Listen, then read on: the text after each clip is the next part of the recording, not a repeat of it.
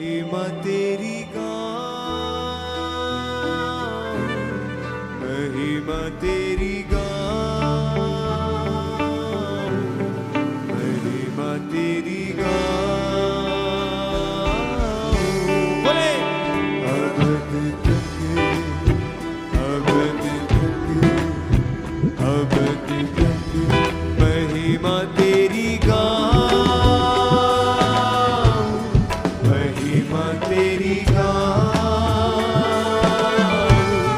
महिमा तेरी गाऊं, अबद तक, अबद तक। तालियों के साथ, तालियों के साथ महिमा तेरी गाऊं, महिमा तेरी गाऊं, महिमा तेरी गाऊं, अबद तक, अबद तक, अबद तक।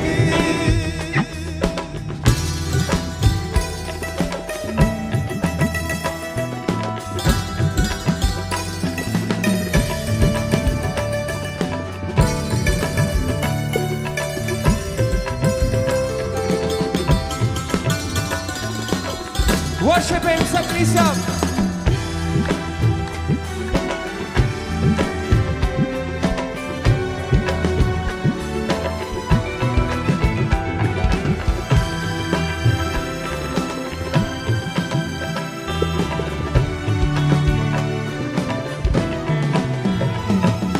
तू ही खुदाबंद है जिंदा खुदा, तू ही मेरा ऊंचा गढ़ है खुदा।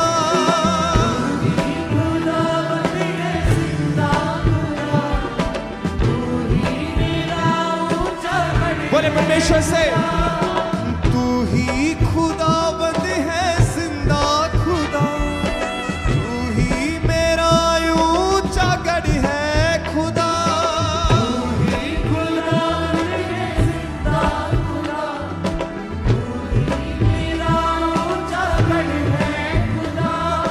तेरे जलाल से मैं लिपटना चाहूं, महिमा तेरी गाऊं, महिमा तेरी गाऊं, महिमा तेरी गाऊं।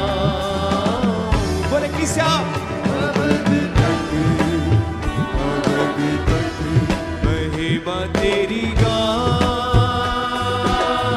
सकाए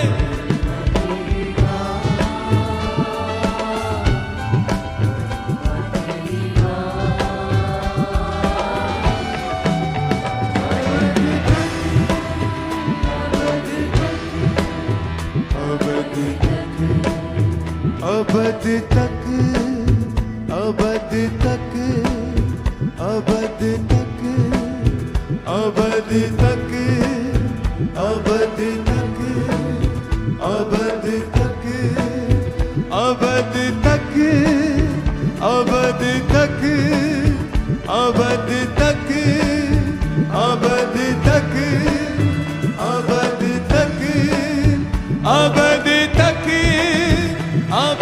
तक, अबद तक, अबद तक महिमा तेरी गाऊं, महिमा तेरी गाऊं,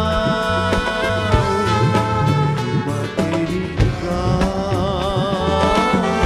बोले किस्या, अबद तक,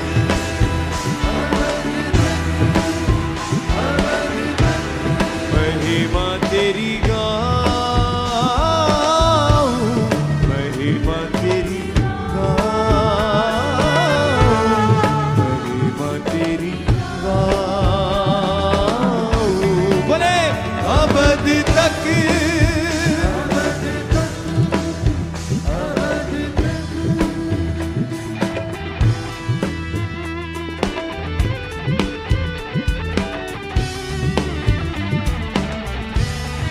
तालियों के साथ सकलीसा।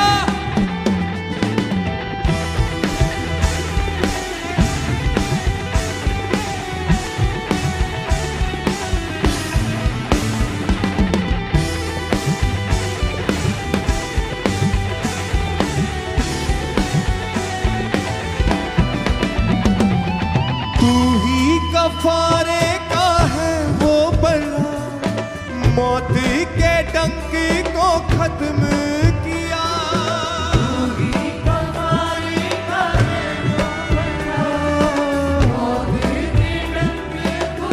बोले उससे, तू ही कफारे का है वो बड़ा, मौत के डंक को खत्म किया।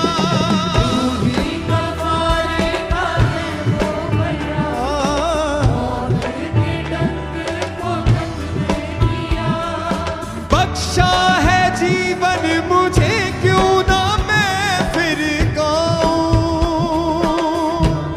महिमा तेरी गाऊं। सब बोले,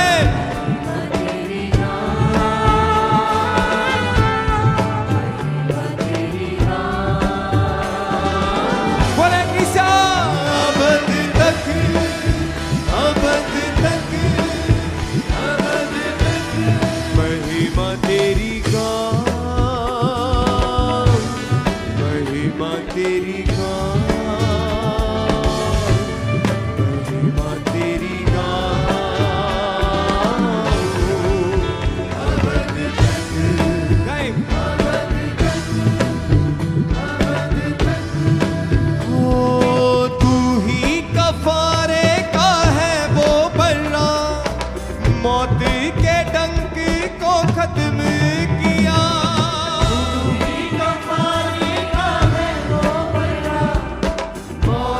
फिर से कहेंगे तालियों के साथ, तू ही कफारे का है वो बड़ा, मौत के डंक को खत्म किया।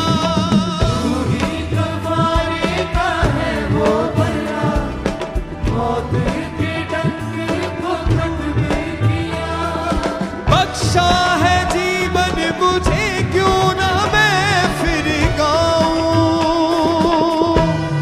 महिमा तेरी गाऊं, महिमा तेरी गाऊं, महिमा तेरी गाऊं। सब गाए,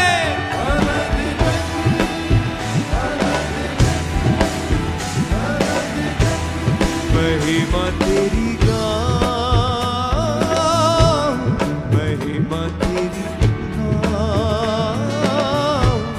महिमा तेरी गाऊं। अबद तक सब बोले क्लिसिया,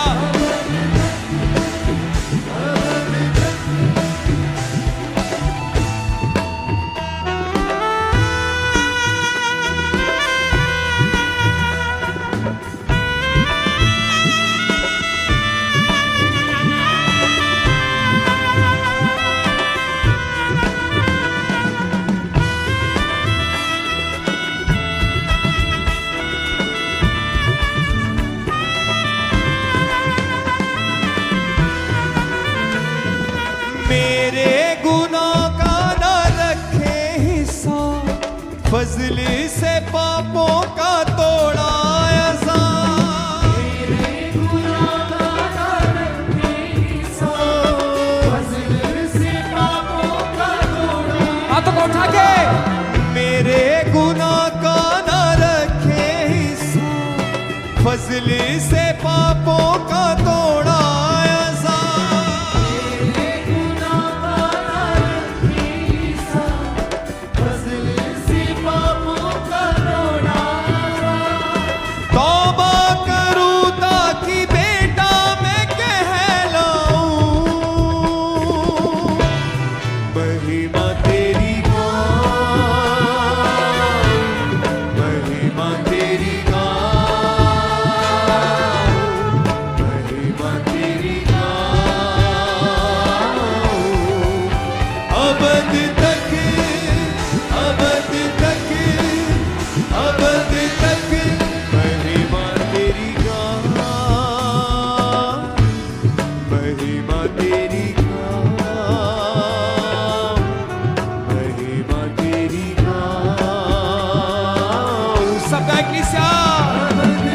हाथों को हिलाते हुए, सर की ओर उठाते हुए, हिलाते हुए हाथों को बोले,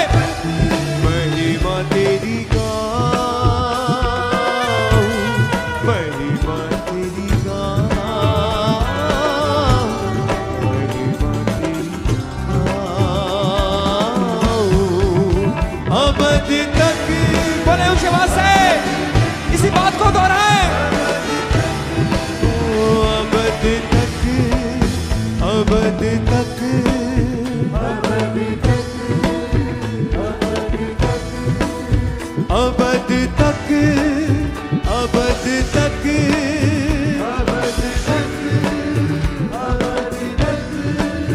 अबद तक, अबद तक, अबद तक, अबद तक, अबद तक, अबद तक, बोले अबद तक, अबद तक,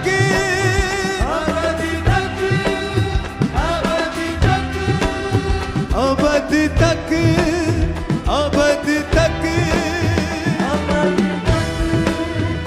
वर्शिप है। महिमा तेरी गाऊं, महिमा तेरी गाऊं, महिमा तेरी गाऊं। बोले अबद तक, अबद तक, अबद तक, महिमा तेरी गाऊं, महिमा तेरी गाऊं, महिमा तेरी गाऊं। अबद तक, अबद तक, अबद तक।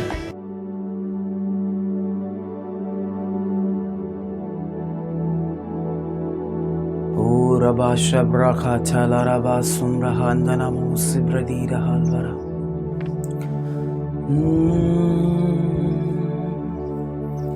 प्रभु स्तुति हो आपकी, आराधना आराधना। तू पवित्र पवित्र है, तू पवित्र पवित्र है। हाथों को उठा के सब जन बोले, तू पवित्र पवित्र है। तू सच्चा है प्रभु, तू झूठा नहीं है। तू पवित्र पवित्र है, तू पवित्र पवित्र है। तू सच्चा है प्रभु, तू झूठा नहीं है।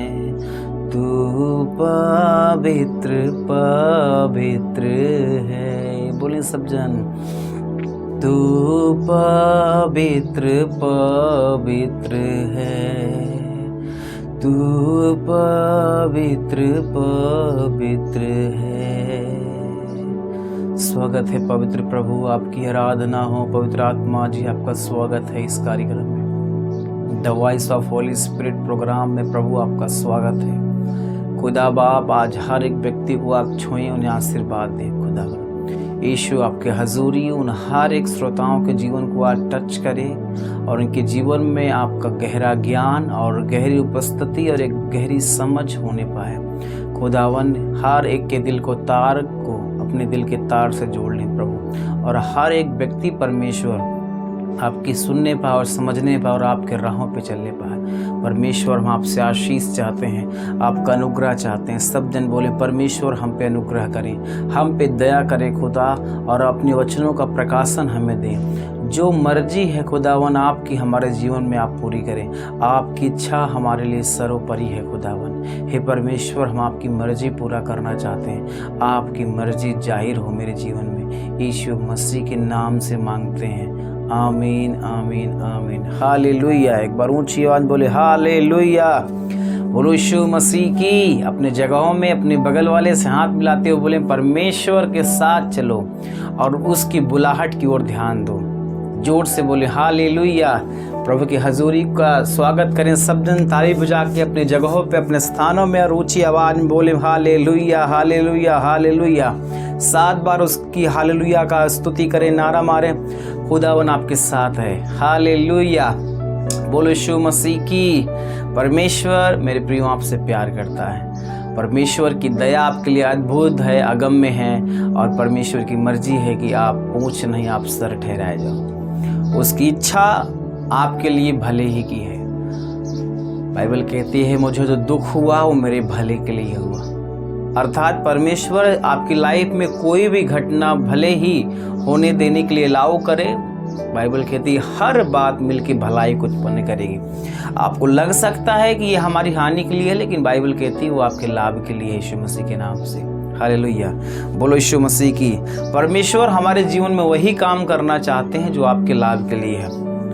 अंततः अगर आपको दुख भी मिलेगा तो परमेश्वर आपके सुधार के लिए करना चाहता है, आपके उद्धार के लिए करना चाहता है, आपके जीवन को बचाने के लिए वो करना चाहता है। उसकी सुनो, उसकी मानो, वो आपके लिए भला ही करना चाहता है यीशु मसीह के नाम से।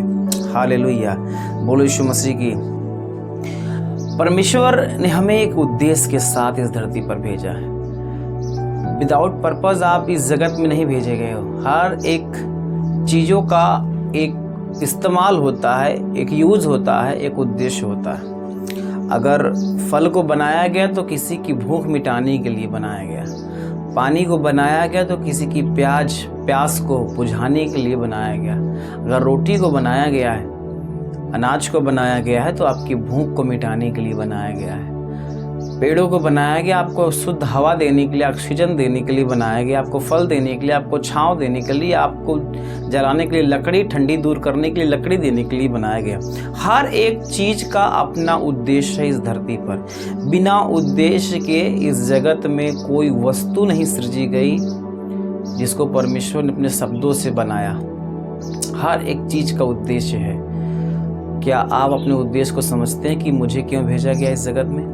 आपका भी एक उद्देश्य है, आपके आने का भी एक उद्देश्य है। सिर्फ अपने परिवार को चलाना ही आपका उद्देश्य नहीं है, सिर्फ पैसा कमाना ही आपका उद्देश्य नहीं है। परमेश्वर ने आपको बुलाहट दी है। एक इंसान हर एक जीवधारी प्राणियों से बढ़कर है। परमेश्वर की निगाह में उसकी वैल्यू बड़ी है, लेकिन उस वैल्यू को समझने की आवश्यकता है। आपको पता है कि परमेश्वर ने 6 दिन में पूरी सृष्टि बना दी। उसने आसमान से कहा कि आसमान बन जा, तो आसमान बन गया। उसने तारों से कहा आसमान में स्टार हो जाए, तो स्टार बन गया, ज्योति बन गई। समुंदर को उसने 2 भाग कर दिया। पेड़ पौधों को अपने शब्द के द्वारा बनाया, पंछियों को, जलचर को, जीव जंतुओं को, हर एक चीज को सिवाय आपको छोड़ के परमेश्वर ने जो कुछ बनाया अपने वर्ड के द्वारा बनाया, अपने शब्दों के द्वारा बनाया। हालेलुया। लेकिन जब उसने आपको बनाया तो उसने अपने हाथों से मिट्टी को गूंथा, उसे सजाया, उसे डिज़ाइन दिया, और उसे एक अच्छी क्रिएटिविटी के साथ परमेश्वर ने एक सुंदरता के साथ आपको डिज़ाइन करके बनाया, और अपने अंदर से आपके नथनों में जीवन का श्वास फूका, और हम और आप जीवित प्राणी बन गए। आदम जीवित प्राणी बन गया यीशु मसीह के नाम से। हालेलुया। सोचो कि परमेश्वर ने सारी व्यवस्थाएं करने के बाद उसने आदम को बनाया। आदम है कौन? आदम इज किंग। इस धरती का राजा आदम था। उसने कहा तुझे सारी चीजों पे अधिकार होगा। हम एक वीआईपी पर्सन हैं, हम एक वीआईपी लोग हैं। आपको पता है जब कोई वीआईपी आता है उसके लिए सारा सिस्टम जब लग जाता है उसके बाद वीआईपी लोगों की एंट्री होती है। वैसे परमेश्वर ने हमें और आपको बड़े वीआईपी तरीके से बनाया है, एक डिफरेंट टाइप्स आपको बनाया। बाइबल कहती है हम भयानक और अद्भुत रीत से बनाए गए हैं, fearfully and wonderfully made। हम लोग भयानक तरीके से बनाए गए हैं, शैतान के ऊपर बनाए गए हैं। प्रभु ने दूतों से बढ़ के हमें और आपको अधिकार दिया है। स्वर्गदूत हमारी सेवा टहल के लिए है, अर्थात हम आपकी अथॉरिटी के बारे में बताना चाहते हैं कि आप हो कौन। हालेलुया। आप एक बहुत ही महत्वपूर्ण आत्मा हो जो कई आत्मा को बचा सकती है, जो कई आत्मा को उद्धार करा सकती है अगर आपने अपने वास्तविकता को पहचाना तब। आपके द्वारा जीवन जल की नदियां बह सकती है। आपके द्वारा यीशु मसीह बह सकता है, अर्थात वो यीशु मसीह काम कर सकता है। आपके द्वारा मुर्दे जिंदा हो सकते हैं। आपके हाथ रखने से बीमार चंगे हो सकते हैं। आपके कहने से बहुत कुछ हो सकता है अगर आपने अपनी वास्तविकता को समझा। भजन संहिता 82 अध्याय कहता है कि आप छोटे परमेश्वर, योर लिटिल गॉड। हम एक छोटे परमेश्वर है, वो बड़ा परमेश्वर है, हम छोटे परमेश्वर हैं। और हमें अधिकार है कमांड करने का, अधिकार के साथ बोलने का, और हम बोलेंगे। बाइबल कहती है एलिय्याह ने कहा आसमान बंद हो जाए, आसमान बंद हो गया। आप कहोगे, शैतान मानेगा नहीं, ऐसा हो नहीं सकता, क्योंकि आप परमेश्वर के स्वरूप में बनाए गए, उसकी समानता में बनाए गए। हालेलुया। खैर ये टॉपिक हमारा नहीं, हम टॉपिक पे चलते हैं कि परमेश्वर ने हमें एक उद्देश्य के साथ बनाया है, एक बड़े ही पर्पज सहित हमें इस धरती पर भेजा है। हमारे पास 2 बुलाहट है। एक सेकंड लेवल की बुलाहट जिसको हर एक मानव, हर एक व्यक्ति पूरा करता है, वो है आपका परिवार चलाना। आप कमाते हो, परिवार चलाते हो, बच्चों को पैदा करते हो, उनको बड़ा करते हो, शादी ब्याह करते हो, उसके बाद फिर आप सो जाते हो। That's is every person's right. हर एक व्यक्ति ये करता है, उसका एक कर्तव्य है वो, लेकिन आपको उस स्वर्ग से नहीं जोड़ता। ये बुलाहट जो सेकेंडरी है, ये बुलाहट से स्वर्ग का लेना देना उतना नहीं है जितना कि एक पहली बुलाहट जिसको परमेश्वर आपको सौंपना चाहता है। पतरस मछुआरा था और वो मछली पकड़ रहा था अपने पिता के साथ, अपने परिवार के साथ, और उसके साथ मजदूर भी लगे हुए थे, अर्थात वो एक धनवान व्यक्ति था। पतरस अपनी दूसरी बुलाहट को पूरी कर रहा था। वो अपने परिवार को चलाने के लिए अपने बाप की, अपने पिता का सपोर्ट कर रहा था, और वो अच्छी कमाई कमा रहा था। उसने नौकर चाकर सब रख लिए थे, उसके साथ सहयोग करने वाले नौकर भी साथ में थे। वो अपनी दूसरी बुलाहट में थे। लेकिन जैसे यीशु मसीह वहां पे एंटर किए, उसके पास गए, यीशु ने कहा, हे पतरस, अपनी नाव को छोड़ और मेरे साथ चल। हालेलुया। यीशु मसीह पतरस के पास गया, उसने कहा अपनी नाव को छोड़ और मेरे साथ चल, मैं तुझे मनुष्यों का पकड़ने वाला बनाऊंगा।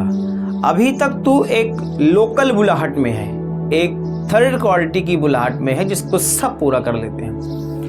एक पागल व्यक्ति भी, एक व्यभिचारी, एक चोर भी अपने बच्चों से प्यार करता है, उनकी भोजन की व्यवस्थाएं करता है, उनके कपड़ों की व्यवस्थाएं करता है, उनके लिए हर एक चीज प्रोवाइड कराता है जो उनको चाहिए। बाइबल कहती है तुम पापी होते हुए भी अपने बच्चों को जब अंडा मांगता है अंडा ही देते हो, सांप नहीं देते हो। रोटी मांगता है बिच्छू नहीं देते। तुम बुरे होकर अपने बच्चों की अच्छी देखभाल करते हो, तो मैं तुम्हारा पिता हूँ, तुम्हारे मांगने से क्यों न दूंगा पवित्र आत्मा को। हालेलुया। सो यहाँ पे दर्शाया जा रहा है कि हर एक चोर भी, पापी भी, व्यभिचारी भी, मर्डर करने वाला, यहाँ तक जो कोई किसी दूसरे के बच्चों को बेचने के बाद अपने बच्चों का पेट पाल रहा है, वो अपने लिए कर रहा है, अपने बच्चों के लिए कर रहा है। इससे परमेश्वर का लेना देना कुछ नहीं है। यहाँ से कनेक्शन स्वर्ग का नहीं बनता कि आपको स्वर्गीय डिवाइन चीजें आपकी लाइफ में आए। हालेलुया। जब तक कि आप एक पहली बुलाहट को ना पहचानो कि परमेश्वर आपसे चाहता क्या है। पतरस के पास यीशु मसीह कॉलिंग लेके गया, एक बुलाहट लेके गया। पतरस को उसने आवाज लगाई कि हे पतरस, अपनी जाल को छोड़ मेरे पीछे हो ले। अब पतरस के ऊपर डिपेंड करता है कि पतरस क्या अपने उस काम को छोड़कर यीशु की आवाज सुनता है कि नहीं सुनता है। अगर पतरस सुन लिया तो प्रभु को पता है कि मैं इसको क्या देने वाला हूं, इसको कितना ऊंचाई देने वाला हूं, ये यीशु मसीह को पता है। और यीशु ने कहा मैंने जो कल्पनाएं तेरे लिए की हैं, अगर तू गिनना चाहेगा तो तू गिन नहीं पाएगा। अगर समुंदर के रेत को तू गिन सके तो गिन ले। उतनी बुलाहट, उतनी आशीषें, उतनी बरकतें मैं तेरे लिए रख के छोड़ा हूं। अगर उसे जानना चाहेगा तो तू गिनना चाहेगा, गिन नहीं पाएगा कि मैंने तेरे लिए रखा क्या है। हालेलुया। अब पतरस की बात करें। पतरस को परमेश्वर ने बुलाहट दी और पतरस ने बिल्कुल वफादारी, ईमानदारी के साथ, बाइबल कहती है उसने अपने नाव को छोड़ दिया, अपने पिता के मजदूरों को, पिता को वहीं छोड़ के यीशु की आवाज को सुन के वो चल पड़ा और यीशु के पीछे चलना शुरू कर दिया। यीशु ने कहा मेरे पास आओ तुम अभी एक लोकल बुलाहट में चल रहे हो, लेकिन मैं तुम्हें ओरिजिनल बुलाहट में लेके चलता हूँ। तुम मछली नहीं, अब मनुष्य पकड़ोगे, अब मनुष्य के तुम अधिकारी बनोगे, मनुष्यों को तुम यीशु के नाम में सुसमाचार प्रचार करोगे और वो तुम्हारी बात मानेंगे और वो खुदा के नाम पर विश्वास करेंगे। हालेलुया, बोलो यीशु मसीह के। एक बुलाहट पतरस को दी परमेश्वर ने और पतरस ने बात मानी यीशु मसीह की और उसके पीछे हो लिया। एक समय तो उसने कहा कि प्रभु जाओ, मैं पिता को चूम आऊं, पिता से मिल आऊं, उनसे बोल आऊं। प्रभु ने कहा कि तू मेरे पीछे हो ले, उनको अपना काम करने दे। किसी ने कहा प्रभु मैं अपने मुर्दों को गाड़ा हूं पहले तो तेरे साथ आ लेता हूं। प्रभु ने कहा मुर्दों को अपने मुर्दे गाड़ने दो, तुम मेरे पीछे हो लो। हालेलुया। जब यीशु मसीह आपको बुला रहे हैं अपने कामों के लिए, अपनी बुलाहट के लिए, अपने भवन में आपको अगर इनवाइट कर रहे हैं, अपनी बुलाहट दे रहे हैं, तो ये मत सोचो कि परमेश्वर आपको गरीब, आपको कंगाल, आपको लाचार या आपको कमी और घटी में रखेगा। जब परमेश्वर किसी को बुलाहट देता है तो उसकी सारी चीजों की उपलब्धता भरपूर मात्रा में वो बना के देता है यीशु मसीह के नाम से। हालेलुया।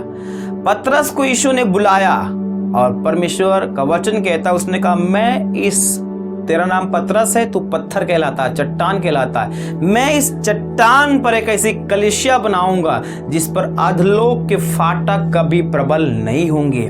वो साधारण अनपढ़ मछुआरा जिसको पढ़ने लिखने की कोई ज्ञान नहीं था, कोई शिक्षा नहीं थी, बाइबल कहती है जब वो ईश्वर की आवाज को सुना उसके पीछे चलता रहा। जब वफादारी को सिद्ध कर दिया उसने, बाइबल कहती पतरस जब गुजरता था तो उसकी परछाई से मुर्दे जिंदा हो जाते थे यीशु मसीह के नाम से।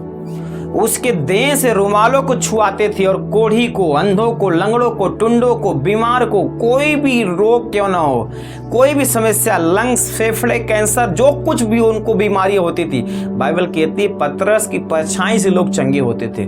पतरस के देह से रुमाल छुआ के बीमारों पर छुआया जाता था, बीमार उठ खड़ा होता था यीशु मसीह के नाम से। पतरस ने मुर्दों को जिंदा किया। प्रभु यीशु मसीह के नाम में बड़े बड़े काम किए। उसने एक बार प्रचार किया, 3000 लोगों ने बपतिस्मा लिया, लाखों को उसने बचाया अपनी सेवकाई के द्वारा। और बाइबल कहती है परमेश्वर को पतरस ने इतना परमेश्वर से आशीष पाई, इतनी बरकत पाई पतरस ने। आपको पता पोप जिसका निधन 21 अप्रैल को हो चुका, अर्थात कल के दिन, उसी पतरस के घराने का वो हिस्सा है। बाइबल कहती है मैं इस पत्थर पर कलीसिया बनाऊंगा। आपको पता है पोप जो होते हैं पूरे वर्ल्ड के वर्ल्ड लीडर, धर्म गुरु होते हैं, क्रिश्चियन लोगों के वो लीडर होते हैं। जो चीज वहां से जो वचन निकलता है पूरे देश में वही वचन उस दिन प्रचार किया जाता है, अर्थात वर्ल्ड लीडर अगर कोई होता पोप। और पोप कौन होता है? पतरस के घराने का व्यक्ति। हालेलुया, बोलो यीशु मसीह की। ये कहा जाता है, अर्थात ये वहीं से परंपरा निकली। बोलो यीशु मसीह की। परमेश्वर ने कितना हाईएस्ट लेवल दिया पतरस को और पतरस की आने वाली पीढ़ियों को कि आज अगर पूरी दुनिया में कोई हेड होगा क्रिश्चियनिटी का तो वो होता है पोप। और पोप पतरस के फैमिली से होके गुजरा। उसी पतरस की फैमिली से ही वो चीजें चली और इतनी ऊंचाई मिली, इतनी कि पूरी दुनिया भर में सबसे बड़ा अगर कोई धर्म होगा, हम धर्म का प्रचार करने नहीं बैठे, लेकिन अगर कोई पूरी दुनिया में किसी के फॉलोवर्स होंगे, किसी के अनुयायी होंगे, तो वो है क्रिश्चियनिटी। प्रभु यीशु मसीह को मानने वाले दुनिया में सबसे ज्यादा लोग हैं। हालेलुया। उससे बड़ा, उससे ज्यादा अनुयायी, इससे ज्यादा, प्रभु से ज्यादा मानने वाले लोग इस धरती पर और कोई नहीं है। हालेलुया। सबसे ज्यादा मानने वाले अगर लोग होंगे इस धरती पर तो है यीशु मसीह के अनुयायी, यीशु मसीह के विश्वासी, यीशु मसीह के भक्त, यीशु मसीह के मानने वाले लोग ही हैं यीशु मसीह के नाम से। हालेलुया। सोचो पतरस को कितनी बड़ी उपाधि परमेश्वर ने दी, कितना बड़ा ऊंचा किया। पतरस सोच सकता था कि प्रभु क्या दोगे आप, मैं अपनी इस बुलाहट को छोड़ के तेरे पास चलना चाहता हूं, तू मुझे देगा क्या? उसके देने में समय जरूर लगता है, लेकिन जब वो देता है तो पीढ़ी दर पीढ़ी वो बढ़ाता जाता है यीशु मसीह नासरी के नाम से। हालेलुया। उसकी आशीषें आप पे और आपके बच्चों पर, आपके बच्चों के बच्चों पर, बच्चों के बच्चों पर वो बढ़ती जाएगी यीशु मसीह के नाम से। 1000 पीढ़ियों तक आशीष देने वाला परमेश्वर है। हालेलुया। जब उसकी आवाज़ को, उसकी बात को आप सुनते हो, उसकी बरकतें आप में उतरना चाहती है यीशु मसीह के नाम से। हालेलुया, बोले यीशु मसीह की। सो परमेश्वर ने हमें एक बुलाहट दी है इस धरती पर। जो फर्स्ट कॉलिंग है वो है डिवाइन कॉलिंग। परमेश्वर की आवाज़ को सुनना, पवित्रताई में चलना, भक्ति में जीवन जीना, प्रभु के साथ खरा जीवन जीना और उसकी बुलाहट में चलना, अर्थात उसके नाम का सुसमाचार प्रचार करना, उसके भवन के लिए काम करना, उसके भवन को बनाने का एक बोझ रखना। नहम्याह के समान नहम्याह रो रहा था, उसने कहा कि मेरे परमेश्वर के भवन की दीवारें टूटी पड़ी हैं और मैं कैसे शांति से बैठ सकता हूँ। उसके दिल में एक बोझ था कि मुझे अपने परमेश्वर का भवन बनाना है। बाइबल कहती है राजा ने उसकी सहायता की और राजा ने सारा खर्च उठाया और प्रभु का भवन बनाया गया यीशु मसीह के नाम से।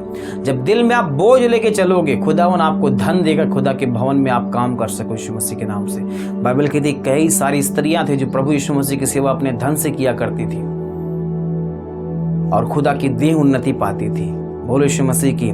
परमेश्वर का भवन भले ही वह एक फिजिकली भवन हो या आत्मिक भवन हो, उसकी उपस्थिति का प्रतीक है। जब परमेश्वर का भवन बनता है तो वह अपने लोगों को आशीष देता है। बाइबल में कई उदाहरण है जहां लोगों ने अपनी संपत्ति, समय, शक्ति और आत्मा के साथ परमेश्वर के भवन को बनाने में सहभागिता दी और उन्हें आशीर्वाद मिला। आज भी प्रभु हमें बुला रहा है कि हम उसकी सेवा में खड़े हो जाएं। हालेलुया। जब परमेश्वर हमें बुलाता है तो हमें आशीष भी देता है, हमें बरकत भी देता है। पतरस ने उसकी आवाज सुनी, अपने बाप का बिजनेस छोड़ा और यीशु ने उसको इतना बड़ा कर दिया, इतना ऊंचा कर दिया कि आज भी पतरस का नाम है। पतरस के लिए शहर के शहर कई जगह उसकी चर्च बने हुए हैं, पीटर्स करके, कई जगह उसके स्टैच्यू बने हुए हैं, कई जगह उसका स्मारक बना हुआ। उसके स्मरण में लोग आज भी आनंद मनाते हैं कि पतरस नाम का एक महान व्यक्ति, महान संत था जिसने प्रभु यीशु मसीह की सेवा में अपना जीवन न्यौछावर किया, अपना जीवन बलिदान किया और यीशु ने उसको इतना ऊंचा किया, इतना इस धरती पर भी महिमा दी और स्वर्ग में बाइबल कहती है तुम मेरे बगल में पिता के दाहिने हाथ बैठोगे यीशु मसीह के नाम से। हालेलुया। ये जो पहली बुलाहट है वही आपके जीवन में आशीष को लेके आएगी और पहली बुलाहट में सुसमाचार प्रचार करना, प्रभु के भवन के लिए बोझ रखना, उसके चर्च को निर्माण करना, चर्च बिल्डिंग को बनाना, एक बोझ रखना, खुदा के भवन में बोना, अपने बीज को देना, अपने दशमांश, अपने हदिये और हर एक वस्तुओं का दशमांश देना और प्रभु के भवन में लगातार रहना और फिजिकली, फाइनेंशियली, प्रशासनिक तरीके से हर तरीके सपोर्ट करना। आज कलीसिया हो सकता है बोने वाली हो सकता है प्रार्थना करने वाली हो, लेकिन आपको हर तरीके से कलीसिया के साथ खड़े होने की आवश्यकता है। सिर्फ प्रेयर ही एनफ नहीं है, कलीसिया के साथ फिजिकली खड़ा होना भी आवश्यक है, शारीरिक तौर पे भी खड़ा होना आवश्यक है। जब चर्च में कोई ग्रुप बनाया जाए कि एक काम का ये वॉलंटियर ग्रुप होगा या ये सेवा वाले ग्रुप होंगे या आराधना मीटिंग करने वाले ग्रुप होंगे, सुसमाचार बांटने वाले ग्रुप होंगे और या तो ये प्रशासनिक कामों को देखने वाले ग्रुप होंगे, कोई प्रशासनिक तरीके से चर्च की सपोर्ट करने वाला हो, तो ऐसे भी लोगों की आवश्यकता चर्च को होती है कि आप एक वकील हो, आप पढ़े लिखे व्यक्ति हो, तो आप उस तरीके से प्रभु की सेवा दे सकते हो। जो चर्च के लिए आवश्यकताएं हैं वो आप पूरा कर सकते हो अपने हुनर से, अपने टैलेंट से, अपनी शिक्षा से, अपने धन से, अपने मेहनत से, जो शक्ति प्रभु ने आपको दी है। जिस तरीके से कोई तो यूट्यूबर्स है तो चर्च का वीडियो आप सेंड कर सकते हो, चर्च का वीडियो आप शेयर कर सकते हो, चर्च के वीडियो को आप डाल सकते हो या चर्च को प्रमोट कर सकते हो। कई तरीके से कई प्लेटफॉर्म है, आप जिस तरीके से सेवा दे सकते हो खुदा आपको बरकत और आशीष देते हैं यीशु मसीह के नाम से। हालेलुया। एक वचन पढ़ेंगे हागे भविष्यवक्ता की किताब, हग्गे भविष्यवक्ता की किताब 1 और उसका 2 पद पढ़ेंगे। आज कलीसियाएं बोझ नहीं लेती, इसीलिए परमेश्वर शायद उनका बोझ ले नहीं पाता। प्रभु ने कहा तुम मेरा जुआ ले लो, मेरा क्रूस तुम उठा लो, अपना बोझ तुम मुझे दे दो, मैं सब कुछ संभाल लूंगा यीशु मसीह के नाम से। आप प्रभु को देना सब कुछ चाहते हो, लेकिन परमेश्वर का बोझ जो सुसमाचार का है, जो उसके भवन को बनाने का है, जिस तरीके सुलेमान ने प्रभु के भवन का बोझ लिया और उसने कहा मैं परमेश्वर के भवन को बनाऊंगा, मैं उसके भवन का निर्माण करूंगा। हम तो अपने घरों में रहते हैं, सोने चांदी घरों में रहते हैं, वेल कंप्लीट घरों में रहते हैं, लेकिन परमेश्वर का घर उजाड़ पड़ा हुआ है। परमेश्वर के घर में कोई सुंदरता नहीं रही है। अगर आपके दिल में कोई दर्द हो खुदा के भवन के प्रति, तो आप सुलेमान की तरीके से परमेश्वर के भवन को बनाने का बोझ रखोगे, उसके भवन में आप इन्वेस्ट करोगे। जिस तरीके से आप उसके भवन को बना सकते हो आप बनाओगे यीशु मसीह के नाम से। हालेलुया, बोलो यीशु मसीह की। सुलेमान ने एक बोझ लिया कि परमेश्वर के भवन को बनाना है, और बाइबल कहती है सुलेमान ने प्रभु का भवन बनाया। उसके बाद परमेश्वर ने, सुलेमान ने जब प्रभु का भवन बनाया तो अराउंड 7 साल लगे, और जब सुलेमान का भवन बनने लगा तो लगभग 13 साल तक सुलेमान का भवन बनता रहा यीशु मसीह के नाम से। हालेलुया। अर्थात 2 गुना बढ़ के परमेश्वर ने सुलेमान का भवन बनवाया, उससे बड़ा उसको भवन दिया। बोलो यीशु मसीह की। और उसका भवन हर प्रकार की बहुमूल्य सोने चांदी से लदा हुआ सजाया हुआ घर था। परमेश्वर ऐसी बरकतें देता है। बाइबल कहती है सुलेमान जब प्रभु का भवन बनाया उसके बाद उसके लाइफ में क्या हुआ, उसके पास इतना सोना था कि उसकी सोने की तलवारें थी, सोने की ढालें थी, सोने का सिंहासन, हाथी दांत का सिंहासन, खाने पीने के पात्र सब सोने के थे। और बाइबल कहती है चांदी की कोई गिनती ही नहीं थी, कोई तौल नहीं था कि चांदी कितनी थी। अर्थात बहुमूल्य पदार्थ परमेश्वर देता है जो उसके बोझ को लेते हैं यीशु मसीह के नाम से। हालेलुया। आज वक्त है हमें अपने ही घर परिवार के बोझ से निकल के परमेश्वर का बोझ लेने की, ताकि परमेश्वर आपका बोझ ले सके, परमेश्वर आपकी लाइफ में बरकत दे सके। आगे भविष्यवक्ता की किताब 1 उसके 2 में क्या लिखा हुआ है? लिखा है सेनाओं का यहोवा यूं कहता है, ये लोग कहते हैं कि यहोवा का भवन बनाने का समय नहीं आया है। फिर यहोवा का यह वचन हागे भविष्यवक्ता के द्वारा पहुंचा, क्या तुम्हारे लिए अपने छत वाले घरों में रहने का समय है? हालेलुया। लोग कह रहे हैं कि परमेश्वर के भवन को बनाने की कोई आवश्यकता नहीं है। चर्च में क्या जरूरत है बिल्डिंग बनने की, क्या जरूरत है छत ढलने की, क्या जरूरत है बाउंड्री बनने की, क्या आवश्यकता है चर्च में मैटी रहने की, चटाइयां रहने की, या फैन रहने की, या कूलर रहने की। लोग कहते हैं क्या आवश्यकता है, हम तो वेल कंप्लीट है। लेकिन खुदा का भवन कैसा है? क्या ये सिर्फ बोझ एक पास्टर पे है कि खुदा का भवन बनाए? हालेलुया। खुदा का दास आपके लिए प्रार्थना कर सकता है, उसके पास कोई बाहरी इनकम, कोई फंड नहीं आता विदेशी को चर्च को बनाए। आप बनाओगे खुदा के भवन को, आप निर्माण करोगे खुदा के भवन को, आप बोझ लोगे, खुदावन आपका बोझ लेगा।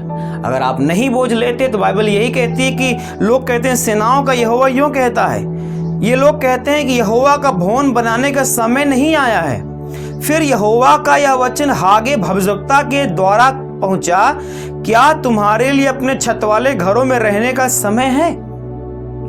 लोग अपना घर बनाना चाहते हैं, अपना आशीष चाहते हैं, बरकत चाहते हैं, उनको धन मिले, बरकत मिले, वीजा लग जाए, वो विदेश चले जाए कमाने के लिए, बड़ी बिजनेस मिल जाए। लेकिन लोग सोचते हैं कि हमारा बिल्डिंग बन जाए, 4 मंजिला मकान बन जाए। परमेश्वर के भवन को बनाने के लिए कितनी आपने अपनी लाइफ में बोझ लिया, कितना आपने दर्द लिया। खुदा का भी भवन बनना चाहिए, उसका भी भवन सुंदर दिखना चाहिए, उसका भी भवन जब लोग वहां पे सैकड़ों लोग आराधना करने के लिए आते हैं तो उसके भवन में भी सुंदरता हो। हालेलुया। क्या आपकी लाइफ में ये बोझ है? बोलो यीशु मसीह की। आज लोगों के अंदर बोझ नहीं है, इसीलिए परमेश्वर शायद उन्हें आशीष दे नहीं पा रहा। लिखा है कि क्या तुम्हारे लिए अपने छत वाले घरों में रहने का समय है, जबकि यह भवन देखो जो परमेश्वर का है उजाड़ पड़ा हुआ है। इसलिए सेनाओं का यहोवा यूं कहता, अपनी अपनी चाल चलन का ध्यान करो। तुमने बहुत बोया परंतु थोड़ा काटा, तुम खाते हो परंतु पेट नहीं भरता, तुम पीते हो परंतु प्यास नहीं बुझती, तुम कपड़े पहनते हो परंतु गरमाते नहीं, और जो मजदूरी कमाता है वह अपनी मजदूरी की कमाई को छेद वाली थैली में रखता है। हालेलुया। बोलो यीशु मसीह की। प्रभु कहते तुम बहुत कमाते हो, बहुत अर्जित करते हो, बहुत पहनते हो, लेकिन गर्म नहीं होते, खाते हो तुम्हारा पेट नहीं भरता, पीते हो तुम्हारा प्यास नहीं बुझता। कारण क्या है कि तुम अपनी छेद वाली थैली में उस बरकत को रख रहे हो। थैली क्यों फटी हुई है?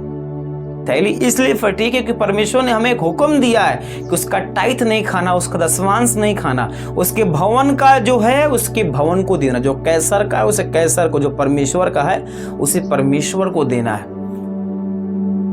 आज व्यक्ति सोचते जितनी कमाई हम कमाते हैं सब खा जाएंगे, खुदा के लिए कोई चीज नहीं रखेंगे, उसका भवन उजाड़ पड़ा है, उजाड़ पड़ा ही रहे, हमें कुछ लेना देना इस बात से नहीं है। तो प्रभु कहता है तुम कमाओगे खूब, खाओगे, लेकिन तुम्हारा पेट भरेगा नहीं। तुम पहनोगे, तुम्हें गर्माहट नहीं लगेगी। यहाँ भी यही तो लिखा है, क्या तुम्हारे लिए अपने छत वाले घरों में रहने का समय है जबकि यह भवन उजाड़ पड़ा है? इसलिए अब सेनाओं का यहोवा यो कहता, अपनी अपनी चाल चलन पर ध्यान करो। तुमने बहुत बोया परंतु थोड़ा काटा।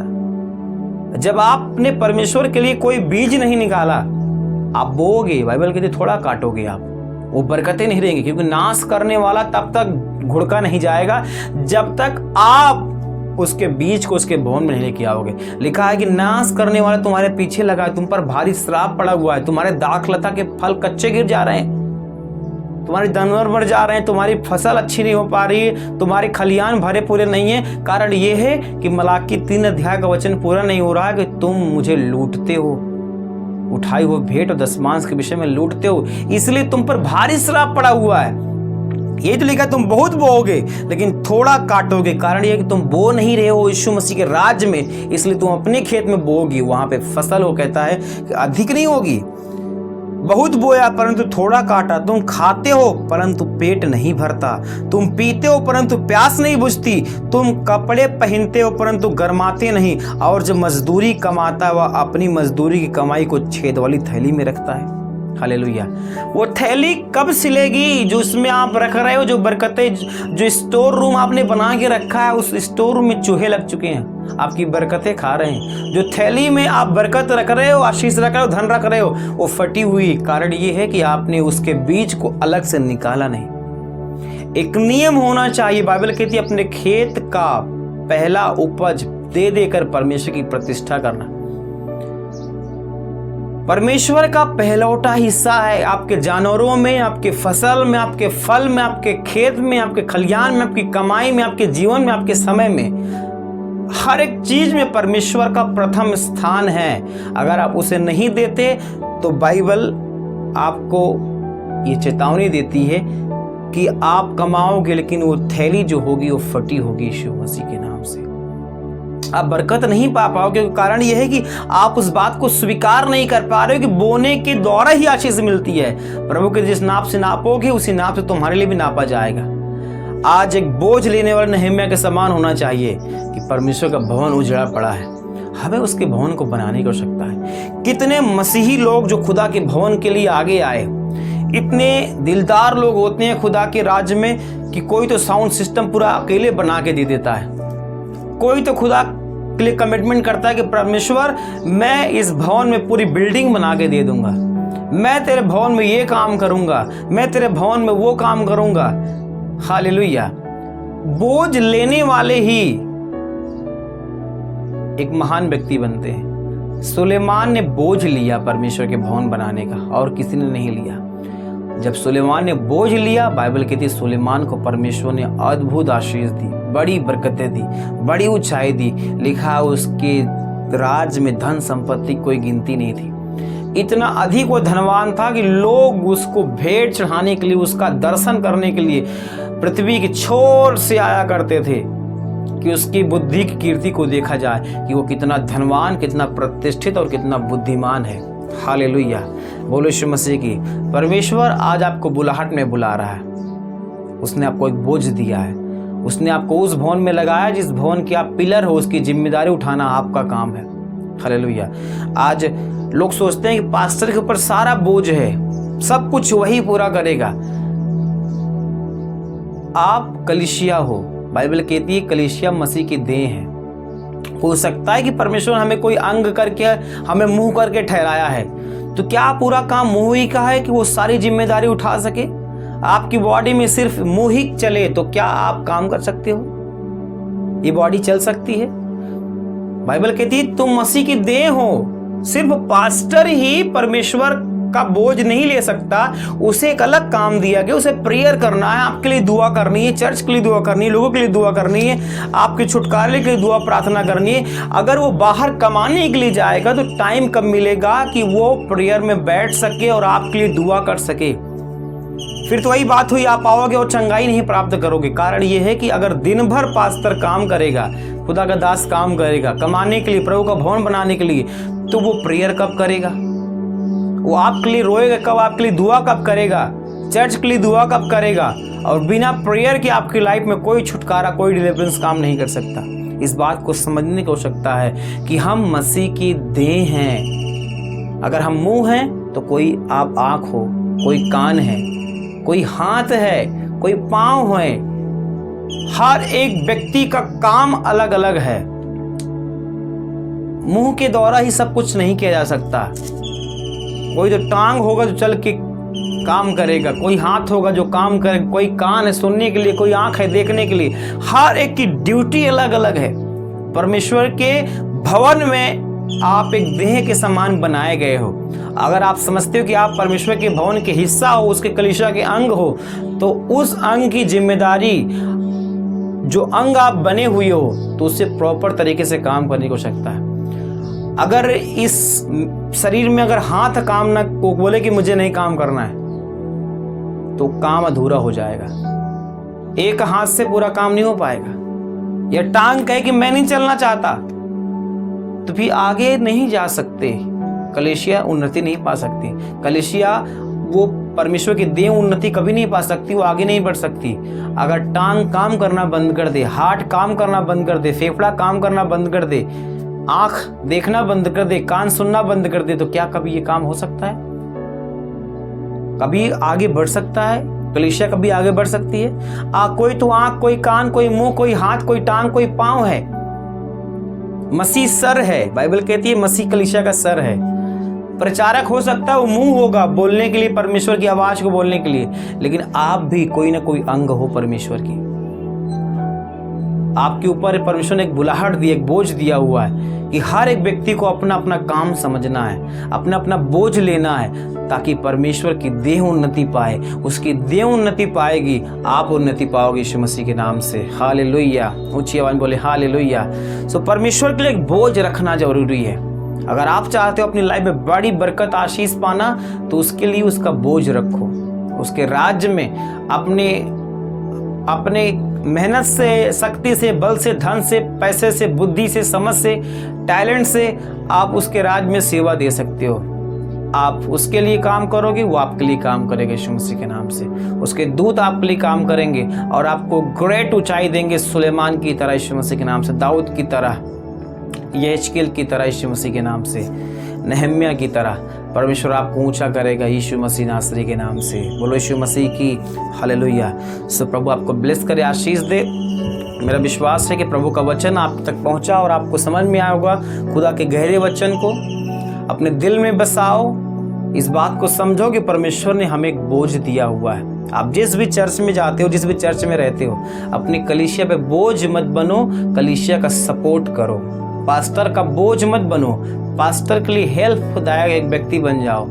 आज लोग कलीसियाओं पे बोझ बनते हैं। वो खुद चाहते हैं कलीसिया हमारे लिए पूरी करे सब कुछ। हालेलुया।